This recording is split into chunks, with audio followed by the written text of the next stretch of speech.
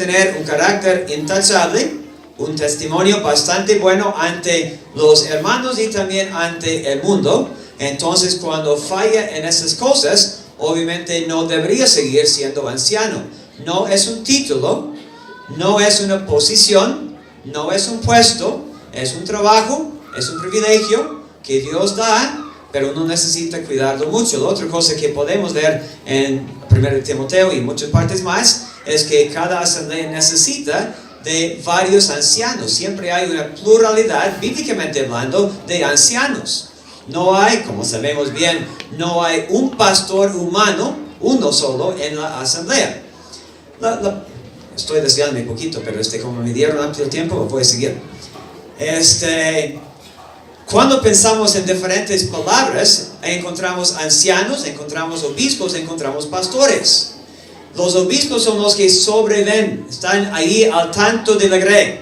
Los pastores son los que tienen el cuidado tierno de la grey, pero es el mismo hombre. El anciano es el que tiene la experiencia, la madurez. Y no estoy hablando de cierta edad, porque hay ancianos muy jóvenes y hay ancianos no tan jóvenes. Pero unos que tienen madurez en las cosas de Dios, que tienen la confianza del pueblo de Dios, pueden estar al frente, no encima de, porque un pastor no está encima de las ovejas, aunque tal vez en el mundo sí, pero en una asamblea conforme al Nuevo Testamento no debería ser el caso. Pero necesito dejar eso.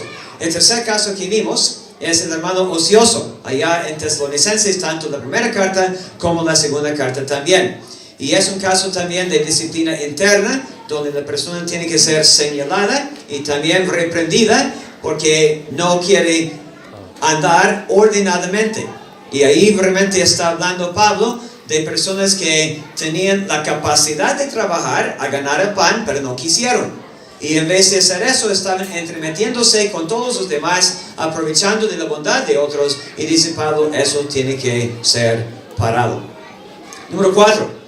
El hermano egoísta que usa su carisma y la adulación para engañar y para dividir. Eso fue Romanos 16 y sus versículos 17 al versículo 20. Y este hermano va a ser, marcado, que os fijéis en él, dice ahí. Y después, si no hace caso todavía, que lo eviten, que os apartéis. No está apartado de la comunión en cuanto a estar en la asamblea, en este caso todavía, pero por lo menos no hay la íntima comunión, la misma amistad, el mismo compañerismo, mientras está en esta forma de pensar. Luego vimos un caso un poquito más allá en Tito 3, sus versículos 10 y 11, y aunque no iba a leer, lo voy a leer aquí un poquito porque ya estamos en Tito. Tito 3, y eso nos trae a donde queremos empezar. Al hombre que cause divisiones, después de una y otra amonestación, deséchalo, sabiendo que tal sea pervertido y peca y está condenado por su propio juicio. Vemos su carácter, vemos su conducta y vemos su condenación. Esta persona que está muy decidido, que lo que él quiere hacer es dividir el pueblo de Dios, esta persona va a estar desechada, o sea, puesta fuera de la asamblea. Pero es después de 2 advertencias, de 2 amonestaciones.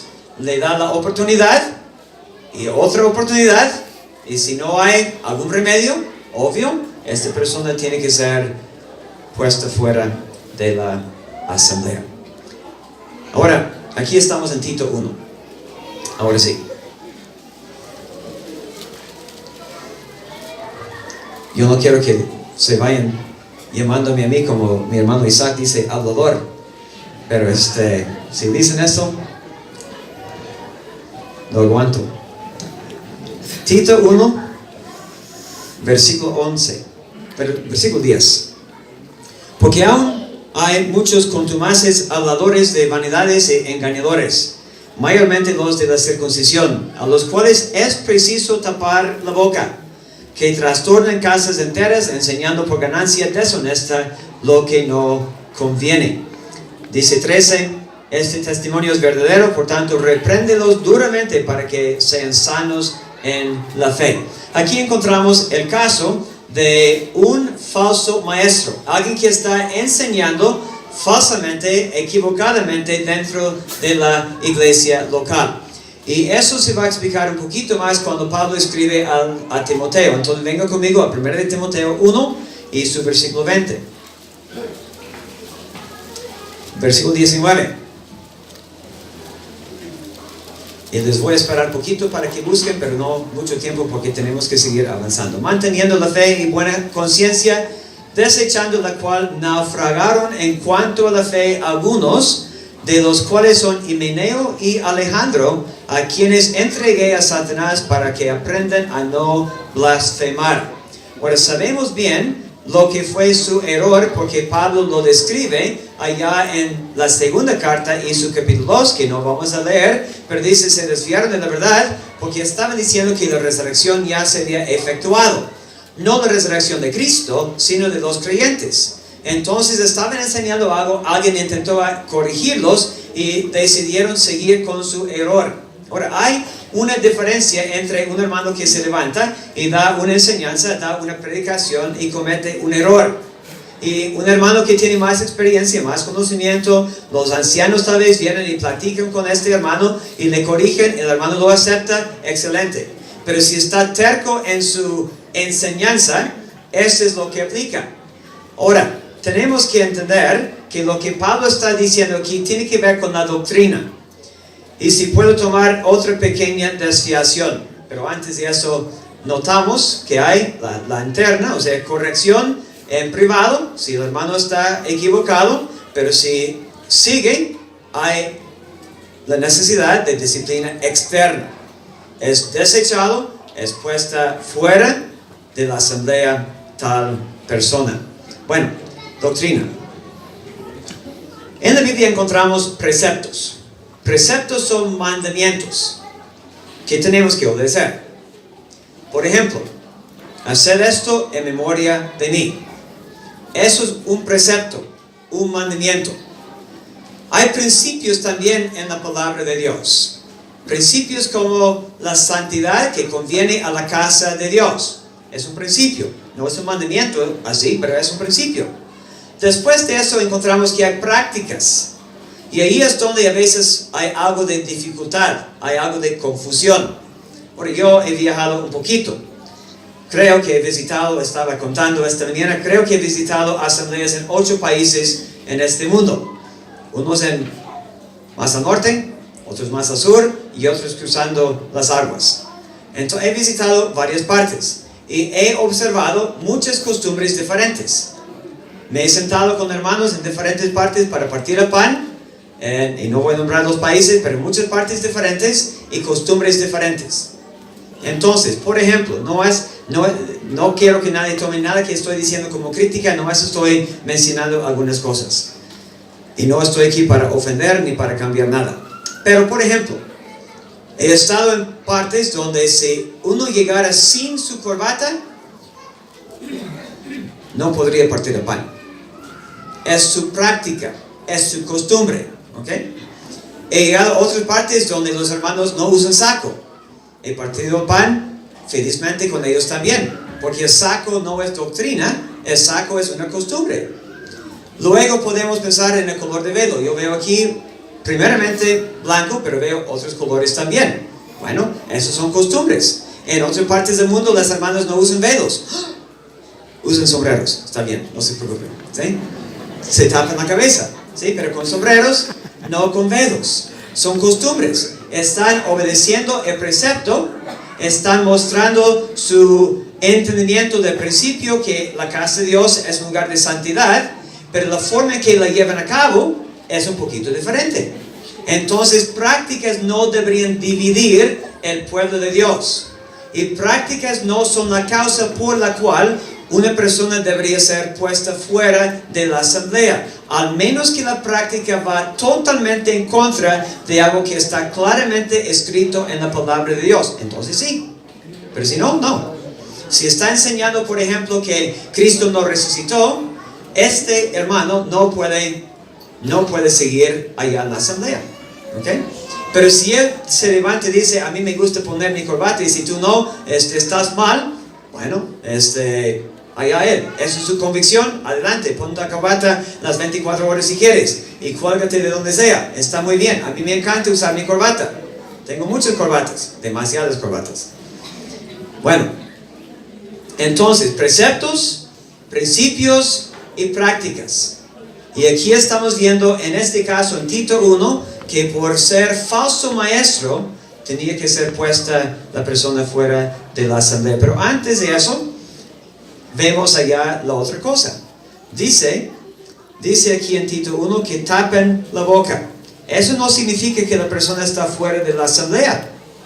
No más significa que la persona no puede dar enseñanza, que no puede estar predicando el evangelio, porque lo que está pensando en este momento no está bien. Y tal vez los hermanos están trabajando con él para ayudarle a entender, y mientras no está terco, no está confundido, mejor que no participe públicamente, porque va a confundir al pueblo de Dios.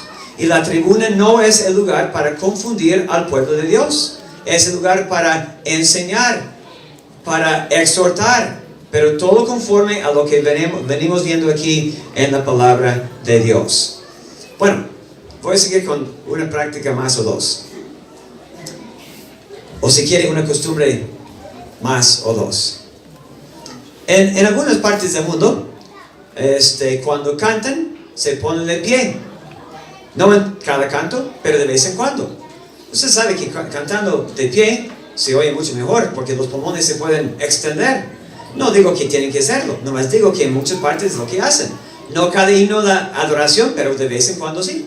Allá en Hermosillo, cuando terminamos con la ofrenda, cantamos un himno y todos nos ponemos de pie. Bueno, casi iba a cantarles, pero mejor no lo hago.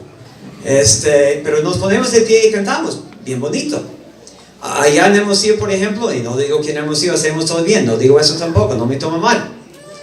Pero la costumbre, la forma en que se lleva a cabo una reunión, muchas veces es una costumbre. Porque las instrucciones que Cristo dejó, ¿qué son? Hacer memoria de mí, tomar del pan y de la copa, pero no dio instrucciones sobre alabanzas, sobre oraciones. Y entonces en los muchos países que he visitado, he visto muchas diferencias.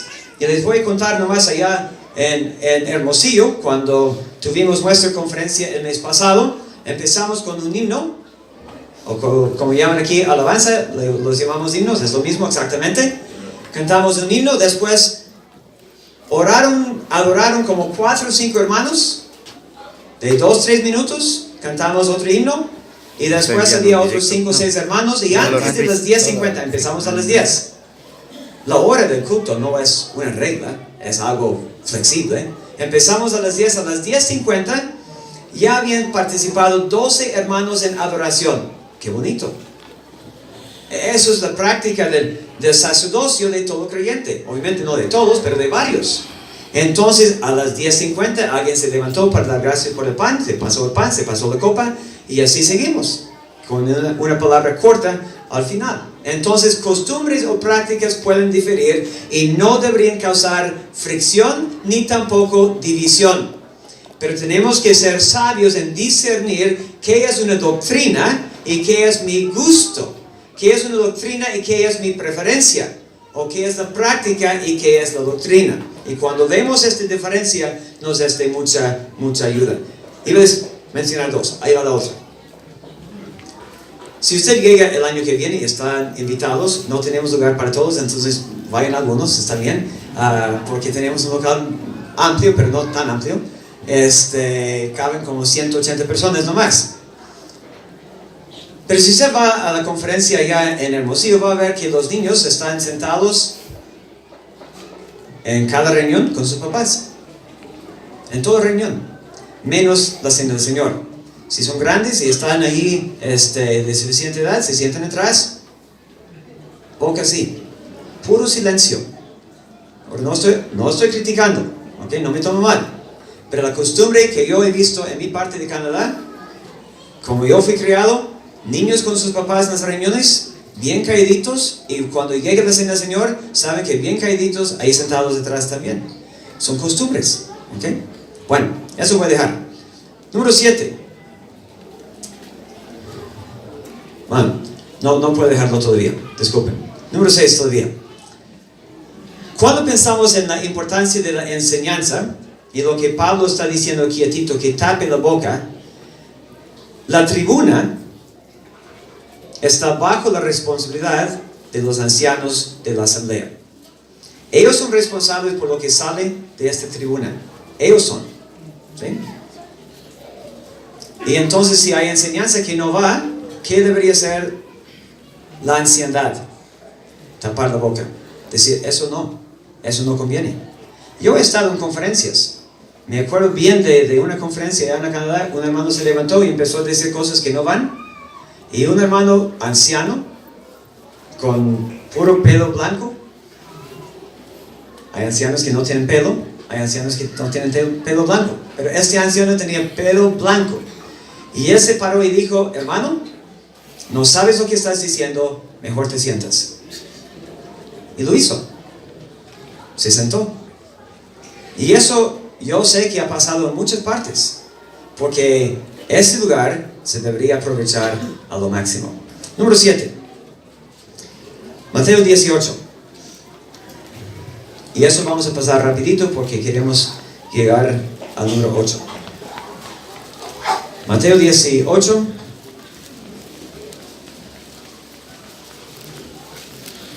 Y vamos a leer desde su versículo 15.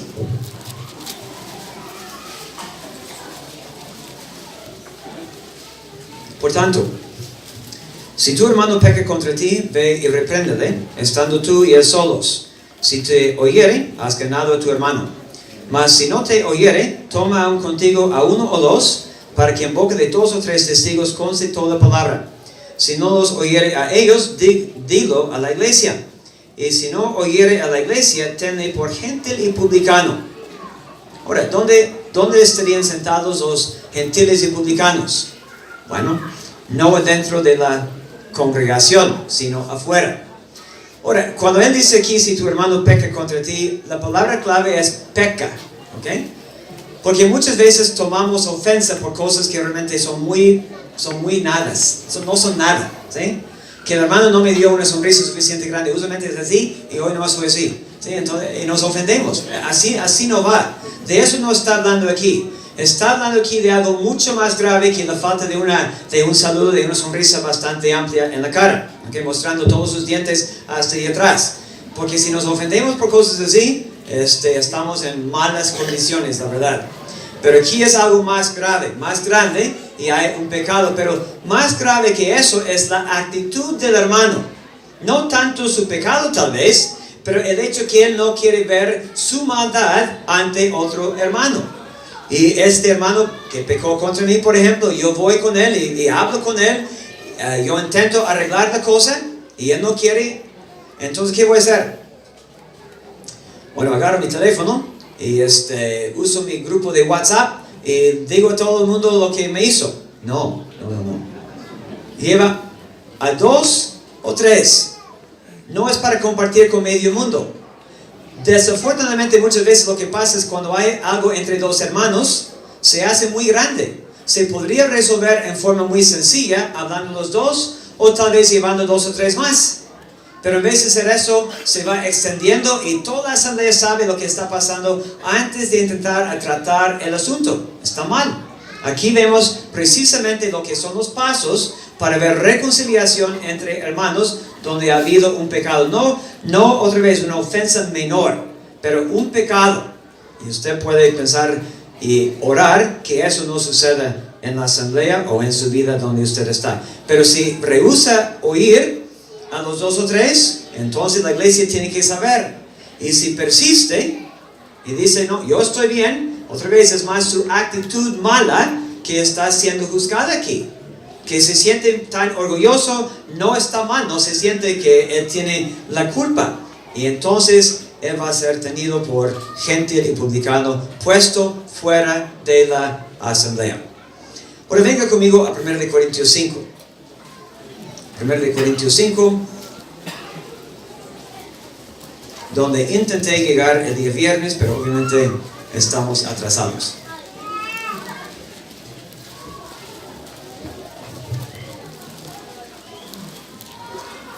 Y pensando que todos conocen bien el capítulo, voy a leer varios versículos, pero no todo.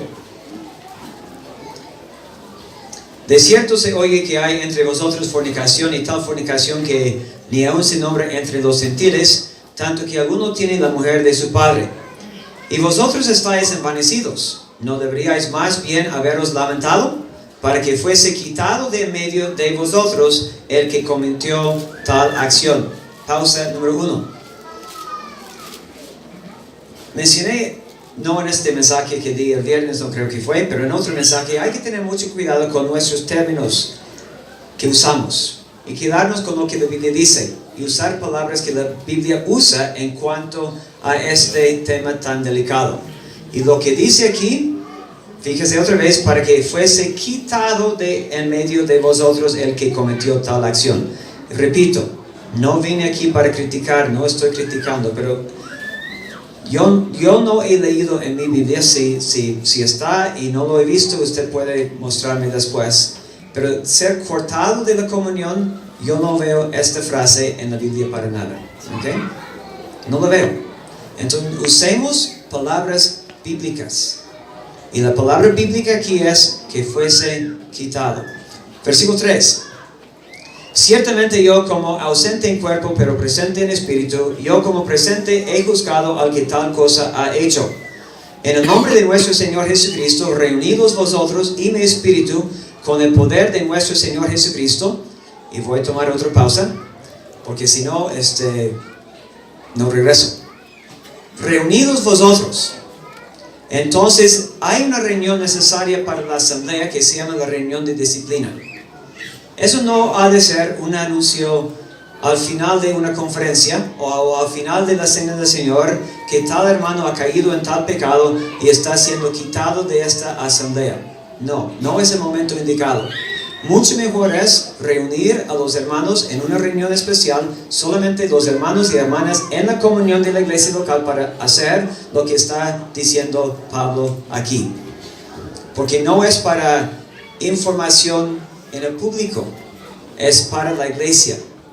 Y hace más daño muchas veces cuando se hace un anuncio y hay visitantes ahí atrás escuchando lo que ha pasado, y daña el testimonio del pueblo de Dios. Entonces mejor una reunión aparte para tratar con el asunto. Ahora, va a haber excepciones a eso. Por eso dije que es un tema complejo, porque a veces el pecado de un hermano es muy conocido en toda la colonia, en toda la ciudad o todo el pueblo. En este caso, es tal vez mejor que la gente sepa, este pecado no toleramos en esta iglesia. Este pecado es causa de que este hermano ha sido puesto fuera de la asamblea. Pero si no es una cosa que la gente sabe o que necesita saber, mejor que se haga en una reunión privada de solamente los miembros de la asamblea. Eso veo aquí. La otra cosa que notamos aquí es, no tenemos al apóstol Pablo con nosotros el día de hoy. ¿Okay? Entonces, cuando leemos esas palabras en el versículo 4, y mi espíritu, bueno, Pablo no está vivo ya. ¿Okay? Su espíritu no está flotando aquí en Sibactel. Pero tenemos instrucciones que sí podemos aplicar. Versículo 5. El tal sea entregado a Satanás para destrucción de la carne, a fin de que el espíritu sea salvo en el día del Señor Jesús. Entonces, ¿qué significa eso? No significa que la persona no es creyente, pero en el mundo hay dos esferas. Hay una esfera de protección, y esa esfera es donde estamos nosotros adentro de la comunión de una iglesia local. Afuera de eso es la esfera de Satanás. Y por eso él dice aquí que sea entregado a Satanás. No es que Satanás mismo le va a golpear, algo así, no es la idea. Pero está siendo puesto ahí afuera en lo que es la esfera de Satanás, donde desafortunadamente no hay la protección que hay dentro de la iglesia local. Entonces, el final, o el fin aquí que él dice, es que el espíritu sea salvo, la carne sea destruida. La idea de destruida lo hemos visto en otras partes en esos días también. No es que físicamente se va a destruir este cuerpo, esta carne, pero la idea es de rendir inoperable, que la carne ya no tenga el control que antes tenía. Porque obviamente cuando vamos a ver esos pecados, son cosas que son producto o resultado de dejar que la carne tome control en mi vida o en la vida de un hermano. Versículo 6. No es buena vuestra jactancia. Bueno, otra pausa. Usualmente no leo así, pero por varios motivos lo estamos haciendo. No es buena vuestra jactancia. Es lo que dijo ahí atrás en el versículo 2, que estaban envanecidos, que hubieran lamentado. Entonces en Corinto había dos pecados. El pecado número 1 del hermano que había pecado tomando la esposa de su padre. Pecado número 2, que la asamblea estaba envanecida, que estaba pensando, nosotros aquí toleramos cualquier pecado.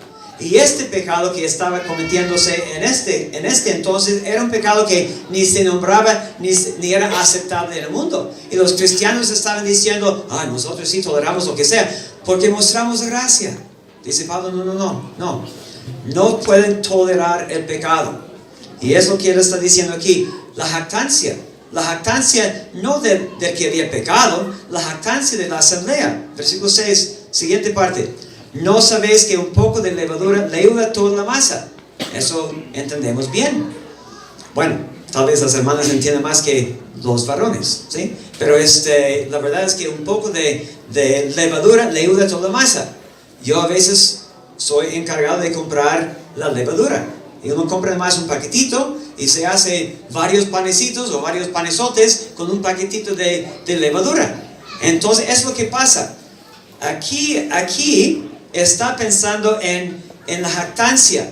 Y esta tolerancia se estaba expandiendo en la asamblea. No que el pecado de fornicación estaba expandiéndose, no. Que el pecado de la jactancia, de la tolerancia, eso es lo que estaba haciendo más daño allá en la asamblea también de Corinto. Versículo 7. Limpiaos pues de la vieja levadura para que seáis nueva masa sin levadura como sois, porque nuestra Pascua, que es Cristo, ya fue sacrificada por nosotros. Así que celebremos la fiesta, no con la vieja levadura, ni con la levadura de malicia y de maldad, sino con panes sin levadura de sinceridad y de verdad.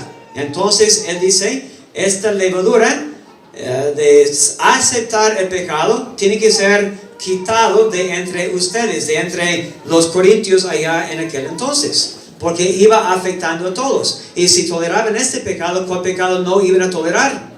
¿Cuál pecado iban a decir? Eso está mal. Obviamente, si estamos viendo un pecado que el mundo pensaba que está mal, mucho más los creyentes debemos pensar que estaba mal lo que estaba haciendo tal hermano. Entonces, cuando llega aquí al versículo 7, dice que celebremos la fiesta no con la vieja levadura, sino con, dice, la levadura, sino con panes sin levadura, de sinceridad y de verdad. Tendríamos que regresar al libro de Levítico y ver todo eso, pero no es mi tema hoy y eso tendría que ser para otra conferencia.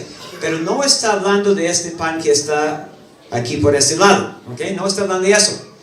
En muchas partes del mundo, y eso es otra costumbre, ¿ok? En muchas partes del mundo el pan tiene levadura.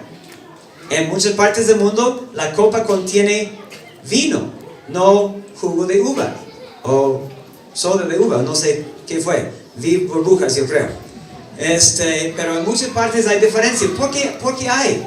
Porque Cristo sabía bastante bien, poniendo ciertos ingredientes sería bastante difícil en días venideros en diferentes partes del mundo. Imagínense vivir en partes donde no se puede conseguir harina, como tenemos aquí en México. En Sonora se produce mucho trigo, harina de trigo, bien buena dicen, ¿sí? Yo casi no como pan, pero en partes del mundo no hay trigo. Entonces, ¿qué van a hacer? ¿Quedarse en casa y no partir el pan? Claro que no. Van a usar algo diferente, tal vez pan de cebada o pan de lo que sea. Cristo nomás dice pan y dice la copa. Entonces, lo que está adentro no es lo primordial, aunque sí, obviamente, es fruto de la vid. Bueno, eso dijo también. ¿Dónde estamos? Versículo 9.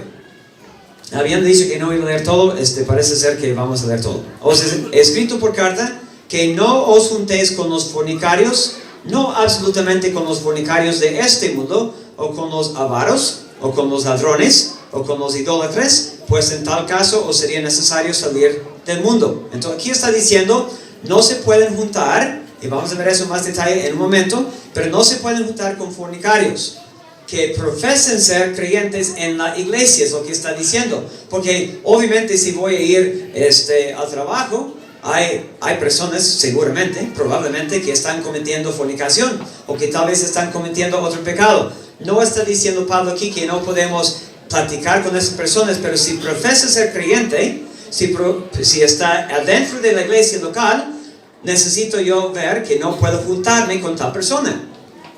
Vamos a ver eso en más detalle, como dije. Versículo 11.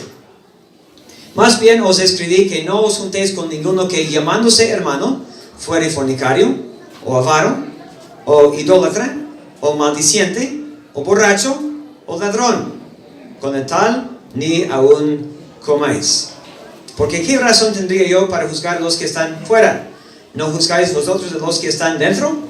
Porque los que están fuera Dios juzgará. Quitad pues a ese perverso de entre vosotros. ¿Ve la palabra? Quitar. ¿Ok? Esta persona todavía va a ser considerada como hermano o hermana. Tal vez con el tiempo uno va a tener preguntas o dudas. Si no hay ningún arrepentimiento en el futuro, uno va a preguntarse, a ver, ¿habrá sido salvo realmente? O tal vez más decía ser salvo. Bueno, el Señor conoce a los suyos. Es lo que Pablo dice en Timoteo, su capítulo 2, la segunda carta. El Señor conoce a los suyos. Podemos, como ancianos, debemos tener algo de discernimiento, pero a veces nos podemos equivocar, la verdad. Alguien nos puede engañar, porque somos hombres. Eso vemos en el libro de los Hechos. Bautizaron a uno que pensaba que era salvo, no lo era. Entonces, si lo hemos hecho, no nos sintamos tan mal, porque también se hizo en el libro de los Hechos.